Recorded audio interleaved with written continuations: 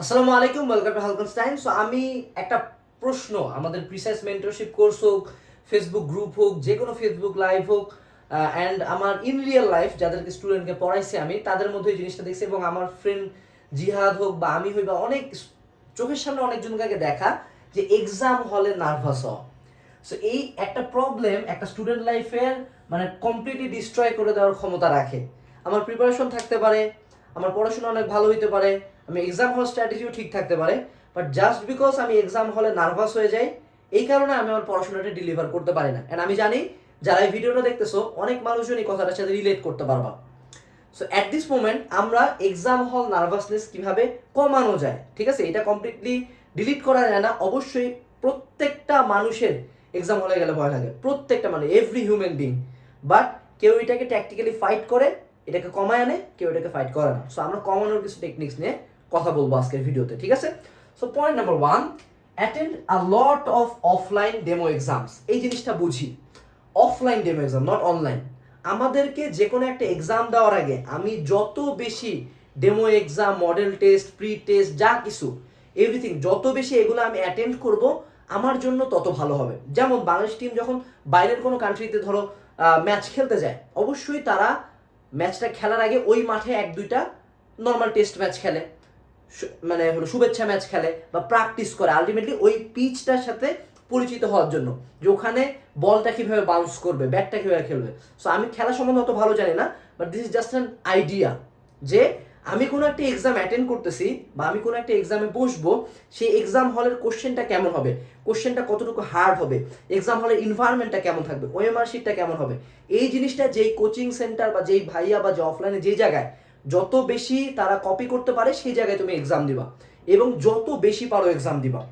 আমি অ্যাডমিশন টাইমে প্রায় 6টা কোচিংয়ে আমি এক্সাম দিছি, এবং এগুলোতে আমি ভর্তি ছিলাম 2টা মাত্র কোচিংয়ে, বাট বাকি প্রত্যেকটাতে যে আমি বসে বসে এক্সাম দিতাম, বিনা কারণে এক্সাম দিতাম, কারণ আমি যত বেশি এক্সাম দিব আমার এক্সামটা নিয়ে তত বেশি টেনশন কমবে, তত বেশি অ্যাংজাইটি কমবে। সো আমাদের স্টুডেন্টদের মধ্যে একটা বাজে অভ্যাস আছে যে সে অনেক পড়বে বাট আলটিমেটলি তারা এক্সাম দিতে চায় না। তুমি এটা কখনো এক্সপেক্ট করতে পারো না যে একেবারে ঢাবির জন্য তুমি কোনো প্রকার কোনো মডেল টেস্ট, কোনো এক্সাম না দিয়ে একদম এক্স্যাক্ট ঢাবির হলে যায় তুমি তোমার 100% ডেলিভার করবা, তুমি পারবা না। এবং এক্সাম হলের একটা হলো বড় ব্যাপার আছে যেটা আমরা ওভারলুক করি। এই জন্য আমি বলি যে বড় কোচিংয়ে পরীক্ষা দাও। কেন? আমি অ্যাডমিশন টাইমে ইউসিসিতে ঢাবির জন্য বেশ কয়েকটা পরীক্ষা দিছি, জাস্ট পরীক্ষা। কেন ইউসিসিতে কেন দেওয়া হইলো, উদ্ভাসে কেন না? উদ্ভাসের ক্ষেত্রে আমি দেখছি ভার্সিটি ইউনিটের ক্ষেত্রে তাদের স্টুডেন্টটা কম, বাট ইউসিসির ভার্সিটি ইউনিটের স্টুডেন্টটা অনেক বেশি।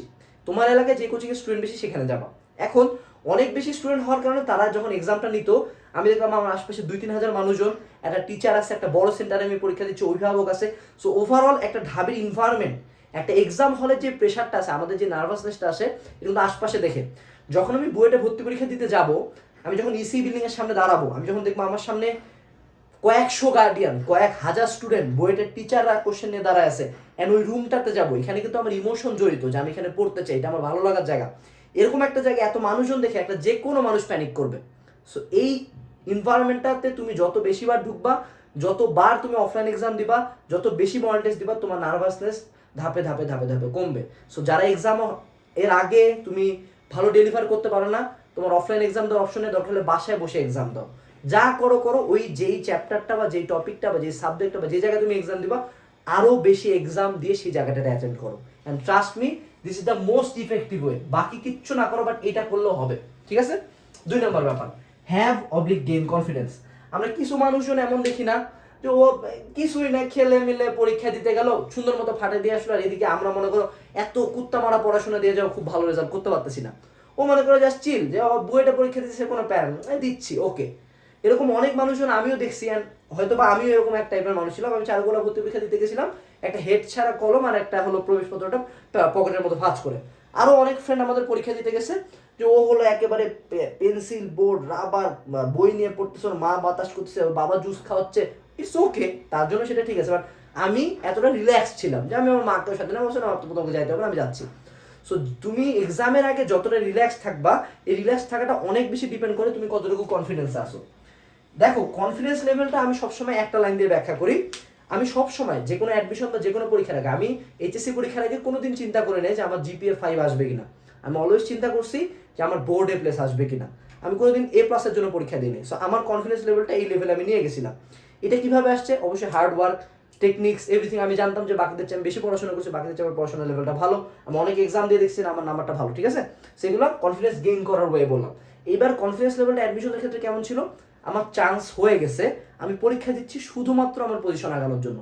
যখন একটা মানুষ ইঞ্জিনিয়ারিং কোচিং করে চারুকলা ভর্তি পরীক্ষা দিতে চায়, অবভিয়াসলি তার মাথায় কোনো একটা ক্র্যাক আছে, অথবা সে ওভার কনফিডেন্ট অ্যান্ড সে চান্সও পাওয়া যায়, এমসিকিউতে সে টিকেও যায়। সো আলটিমেটলি তোমাকে যেটা করতে হবে, এই কনফিডেন্সটা গেইন করতে হবে। কনফিডেন্স যার যত বেশি থাকে সে এক্সাম হলে তত কম প্যানিক করে। যেমন মেডিকেল ভর্তি পরীক্ষার সময় কোশ্চেনটা আমার বিরুদ্ধে ছিল, আমার প্রিপারেশন স্ট্র্যাটেজি আমার বিরুদ্ধে ছিল, আমার এক্সাম হল স্ট্র্যাটেজি আমার বিরুদ্ধে ছিল, but I had the confidence যে যা হয় হোক মেডিকেল একটা সিট আমি পাবো। কেন? আমি ফার্স্ট ইয়ার থাকতে মেডিকেল কোচিং করছি, আমি অ্যাডমিশন টাইমে আসে মেডিকেল কোচিং করছি, আমি মেডিকেলের ভাইয়ের কাছে পুরো 2 বছর পড়ছি। আমি চান্স পাবো না তো কে পাবে? Believe in your self. এই কনফিডেন্সটা যখন আসবে তুমি দেখবে তুমি এক্সাম হলে প্যানিক করতেছো না, ঠিক আছে? 3 নম্বর point, return to your creator. আমি বলি প্রত্যেক পরীক্ষার আগে আমার মা কিছু দোয়া শিখিয়ে দেয় আমাকে, সেটা এখনো ভার্সিটি দুটো প্রত্যেক পরীক্ষার আগে সেই দোয়াগুলো একদম সিরিয়ালে আমি শেষ করি। একটা জিকির আছে, জিকিরটা আমি করি। সো আলটিমেটলি আমি আমার সৃষ্টিকর্তার কাছে ব্যাক যাই, আমার মনে একটা বিশ্বাস থাকে যে আল্লাহ তাআলা আমাকে হেল্প করবেন, এবং এটা প্রত্যেক স্টুডেন্টের করা উচিত। তুমি যেই ধর্মাবলম্বী হও না কেন, তুমি তোমার সৃষ্টিকর্তার কাছে ব্যাক যাও, এবং অবশ্যই পরীক্ষার আগে দোয়া পড়ো। আমি প্রত্যেক বড় বড় পরীক্ষার আগে 2 রাকাত নফল নামাজ পড়ে বের হই। এটা আমার মনের মধ্যে একটা শক্তি দেয়, যেন আল্লাহ আমাকে সাহায্য করবে, মহান আল্লাহ তাআলা আমাকে যা বিপদ হোক একটা থেকে রক্ষা করে দিবে। এই যে এই বিলিফটা, মন থেকে একটা শান্তিটা, এটা তুমি অন্য কোথাও পাবে না। So do that. পরীক্ষার আগে তোমার যেই ধর্মাবলম্বী, তুমি যে ধর্মাবলম্বী হো না কেন, তুমি তোমার সৃষ্টিকর্তার কাছে ব্যাক যাও, ঠিক আছে? Always start with your easy one, not your best. এই লাইনটা বুঝো, নট ইউর বেস্ট। আমাদের নর্মাল স্ট্র্যাটেজি কি থাকে? আমি বায়োলজি খুব ভালো পারি, আমি বায়োলজি দিয়ে ঢাবিতে স্টার্ট করবো। আমি কেমিস্ট্রি খুব ভালো পারি, আমি বইটা কেমিস্ট্রি দিয়ে শুরু করবো। মনে রাখবা, তোমার বেস্ট একজন ভার্সিটির টিচার চাইলে 1 সেকেন্ডে খাই দিতে পারে, কারণ কোশ্চেন কেমন হয়েছে ইউ ডোন্ট নো। অ্যান্ড এই ভুলটা আমি কিন্তু ঢাবি পরীক্ষায় করছিলাম। কি করছি? আমি জানি মেডিকেল কোচিং করছি না, ঢাবির বায়োলজি কোশ্চেন কোনো ব্যাপার, দাগাইতে গেছি। আমাদের সময় তো হয়তো বা 20টা করে কোশ্চেন ছিল, ইফ আমরা ভুলে গেছি, হয়তো বা 20টা বা 30টা, যতগুলো কোশ্চেন ছিল আমি হয়তো বা 50% কোশ্চেনের অ্যান্সার পারিনি। সো এই যে আমার কনফিডেন্সটা ডাউন হইলো, ওই যে আমি একটা প্যানিক করলাম যে হ্যাঁ কোশ্চেন তো কঠিন হয়েছে। আমি ম্যাথ ভয় পাইতাম আজীবন। আমি ম্যাথ আমার কাছে হার্ড লাগতো, ম্যাথ সবার লাস্টে দাগাইতে গেছি। ম্যাথ দাগাইতে যায় দেখি যে আমি কোশ্চেন ব্যাংক করে গেছি, যে টাইপগুলো করে গেছি ওখান থেকে কোশ্চেন দিয়ে রাখছে। সো আমি যদি প্রথমে ম্যাথস দিয়ে শুরু করতাম, তাহলে হয়তো বা ঢাবির পজিশনটা আমার আরেকটু ভালো হইতে পারতো। আমি হয়তো বা লাকি ছিলাম, এই জন্য আমার 25তম হয়েছে, বাট তুমি অতটা লাকি নাও হইতে পারো। সেই জন্য যেটা করবা, কোশ্চেনটা নিয়ে আগে 1-2 মিনিট টাইম নিবা। শুরু করবা কি দিয়ে?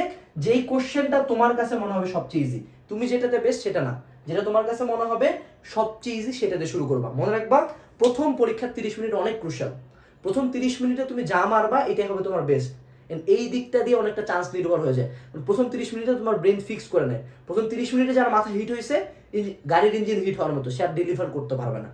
প্রথম 30 মিনিট ওকে, প্রথম ধাপে আমি সবচেয়ে বেস্টগুলো দিয়ে দিব। বইয়ের ভর্তি পরীক্ষার ক্ষেত্রে আমরা যে স্ট্র্যাটেজিটা ফলো করি, যে আমি 60টা কোশ্চেন, ওকে আমাকে সব পারতে হবে না, যে কয়টা আমি একবারে এক রানে এক ধাপে মানে দিতে পারবো আমি সে কয়টা দ্রুত অ্যান্সার করবো, বাকিগুলো ফাঁকা রাখবো। দেন সেকেন্ড রানে আসে আমি আবার বাকিগুলো অ্যান্সার করবো, ঠিক আছে? সেই স্ট্র্যাটেজিটা ফলো করবা।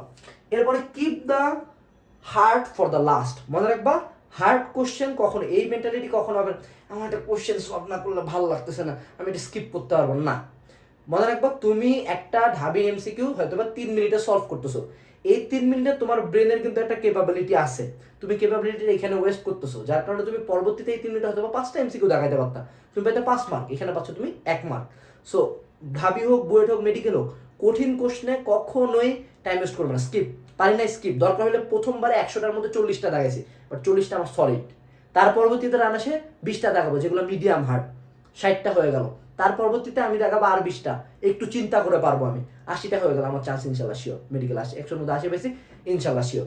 সো এই স্ট্র্যাটেজিটা ফলো করবা, keep the heart always for the last, একদম লাস্টে যে হার্টগুলো ট্রাই করবা। ওকে, এবার take break and a long breath. Okay, so there is a situation in exam hall, যে সিচুয়েশনটাতে আমরা হয়তোবা হঠাৎ করে কোনো একটা ভুল হয়েছে, হয়তো রোল পূরণ করতে ভুল হয়েছে, অথবা আমি 3টা এমসিকিউ পরপর আমার এর মানে 13-র উত্তর 12তে দেখাইছি, 12-র উত্তর 11তে দেখাইছি, 10-এর উত্তর দেখাইছি 9তে, এরকম কোনো একটা ভুল হয়েছে, অথবা হঠাৎ করে আমি রিয়েলাইজ করলাম যে কোশ্চেনটাতে আমি খুব বেশি অ্যান্সার করতে পারি নাই। এন্ড কি হয়, মাথা ধুম করে মনে করে একটা সাউন্ড হইলো, আশপাশ পুরা মানে পুরা গাটা ঠান্ডা হয়ে যাচ্ছে, এদিক দিয়ে ঘাম পড়তেছে, হ্যাঁ কী করবো, ইউ নো দ্যাট সিচুয়েশন, আমরা প্রত্যেকে এই সিচুয়েশনটা ফেস করছি। হঠাৎ করে কিছু মাথায় আসে না, মাথাটা পুরো ধুম করে ব্ল্যাঙ্ক হয়ে গেল, ম্যাথ করতে করতে আমি থামে গেছি। So what to do in that situation, এটা কিছু না, এটা নার্ভাসনেস। অ্যান্ড আমি মেডিকেল ভর্তি পরীক্ষা এটা ফেস করছি, অর্ধেক টাইম গেছে, ঘন্টা দিছে, আমি দেখি আমার পরীক্ষার 3 পেজ বাকি, 3 পেজ কোশ্চেন আমি দেখিও নাই, কতক্ষণে অ্যান্সার করবো, এত স্লো স্লো যে অ্যান্সার করতেছিলাম। তখন আমি আবার প্যানিক তাড়াতাড়ি করছি, অ্যান্ড যারা ফলশ্রুতিতে আমার হয়তো ডিএমসি মিস হয়ে সলিমুল্লাতে চলে আসছিল। So what to do in this situation, যেই অবস্থায় আসো কলম খাতা অফ, চিল, 1 মিনিট হলে ব্রেক নাও, 1 মিনিট ব্রেক নিয়ে জাস্ট চিন্তা করো যে অ্যাট দিস মোমেন্ট এখন তোমার কি করলে এই সিচুয়েশনটা থেকে বের হওয়া যায়। তুমি যখন হিট হবা, তোমার যখন ব্রেন হিটেড থাকবে, তুমি কোনো যেই ডিসিশনে নিবা সেটাই রং হবে। এর পরবর্তীতে দ্রুত করবা, প্রত্যেকটা ম্যাথ ভুল যাবে, এর পরবর্তী এমসিকিউ দেবা, প্রত্যেকটা ভুল যাবে। So you have to take a decision in a cool mind, একদম ঠান্ডা মাথায়। ওকে, এরপরে আমরা চলে আসি আরেকটা পয়েন্টে, সেটা হলো talk with friends before exam. মনে রাখবা, আমরা যে কোনো পরীক্ষার আগে অভিভাবকদের সাথে যাই ঠিক আছে, বাট অ্যাটলিস্ট 2-1 ফ্রেন্ডের সাথে কথা বলা। এইচএসসি এক্সামের আগে আমি দেখছি, আমি আর জিহাদ অনেক গল্প করতাম যে আজকে কোন কোন চ্যাপ্টার থেকে অ্যান্সার করবো, কালকের পরীক্ষা কীভাবে দিব, পরীক্ষার পরে আমরা কোথায় যাবো। এই যে একটা চিল এনভায়রনমেন্ট, ফ্রেন্ডদের সাথে কথা বলে যখন আমরা আরও মানুষজনের সাথে কথা বলি, তখন কিন্তু আমাদের মাইন্ডটা ফ্রেশ থাকে। অ্যান্ড এটা আমাদের এক্সাম হল নার্ভাসনেস কাটাতে অনেক বেশি হেল্প করে। তুমি যদি এক্সামের আগে একদম চুপ করে বসে বসে পড়তে আসো দেখতে আসো, এক্সামের আগে যা দেখবে এগুলো কোনো কামে লাগে না, সত্য কথা যেটা। সো ওই দেখা দেখি না করে চিল মুডে ফ্রেন্ডদের সাথে কথা বলবা, বাবা মার সাথে কথা বলবা, আশপাশে যে থাকে তার সাথে একটু কথা বলো, তোমার জন্য ভালো লাগবে। আমি অ্যাডমিশন টাইমে এক্সাম হলে ঢোকার আগে যে মামা গেটে বসে থাকতো ওর সাথে একটু কথা বলতাম। আমি অনেক অ্যাডমিশন টাইমে তো সবাই অপরিচিত, 1-2টা ফ্রেন্ড বানিয়ে নিতাম, মামা দেখি কোন কলেজ থেকে রে তুই, এভাবে পরিচিত হয়ে আমরা ধরো অ্যাডমিশন টাইমে একসাথে ঢুকলাম, বের হওয়ার সময় একসাথে গেলাম। এই যে নার্ভাসনেসটা আমার কমে গেল, এই কাজটা করবা। এরপরে ডোন্ট হ্যাভ অ্যাবসার্ড এক্সপেকটেশনস। এটা যে একটা কত বড় পয়েন্ট এক্সাম হল নার্ভাসনেস কাটানোর জন্য, এটা আমি অনেক পরে বুঝছি। এটা কি যে আমাদের প্রত্যেকের ফ্যামিলি হোক, ফ্রেন্ডস হোক, নিজের ওপর থেকে হোক, বা গার্লফ্রেন্ডের দিক থেকে হোক, বা বয়ফ্রেন্ডের দিক থেকে হোক, আমাদের কিছু অ্যাবসার্ড এক্সপেকটেশন থাকে। মাঝে মধ্যে মানে যে আমাকে বুয়েটে পাইতে হবে, মেডিকেলে পাইতে হবে, ঢাবিতে পাইতে হবে। এই একটা বাজে এক্সপেকটেশন আমি আমার পুরো লাইফ ক্যারি করছিলাম, যার কারণে 3টার একটা তো আমার টপ লেভেল রেজাল্ট হয় নাই। ঢাবি 25, মেডিকেল সলিমুল্লাহ, বুয়েট 268, 3টার একটাও কিন্তু টপ ক্যালিবার রেজাল্ট না, মিডিয়াম রেজাল্ট। বাট আমি যদি যে কোনো একটাতে ফোকাস করতাম, আমি তো যে কোনো একটাতে টপ ক্যালিবার রেজাল্ট করতে পারতাম। তুমি দেখো, এই 3টাতে আমি এক্সপেকটেশনের প্রেশার নিছি। এই 3টার রেজাল্ট আমার মেডিকেলে 333, বুয়েটে 268, আর হলো ঢাবিতে 25। আমার পজিশনগুলো ঠিক নাও হইতে পারে, দেখতে হবে, বাট এই পজিশনগুলো আমার আসছে। বাট তুমি দেখো, রাজশাহী ভার্সিটিতে ফার্স্ট, বাংলাদেশ কৃষি বিশ্ববিদ্যালয়ে ফার্স্ট, ডেন্টালে থার্ড, জাহাঙ্গীরনগরে 10ম, সাস্টে 45, কুয়েটে 62, রুয়েটে 31, প্রত্যেকটা পজিশন আমার 2 ডিজিট বা 1 ডিজিট। 3টা ভার্সিটিতে ফার্স্ট হইলাম। বাট ওই ভার্সিটিগুলো আমার কোনো টেনশনই ছিল না, কোনো এক্সপেকটেশন নেই, হ্যাঁ দিচ্ছি, বসতেছি, পরীক্ষা দিচ্ছি, কোনো ব্যানা নেই।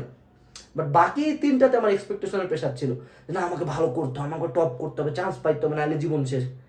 এই যে এক্সপেকটেশনের প্রেশারটা নিছি, নিজের উপর একটা অ্যাবসার্ড এক্সপেকটেশন আসছে, না আমাকে 100-র মধ্যে ঢুকতে হবে, ঢুকতে তো পারিও নাই, আলটিমেটলি জাস্ট এক্সপেকটেশনটার জন্য পরীক্ষাটা খারাপ দিছি।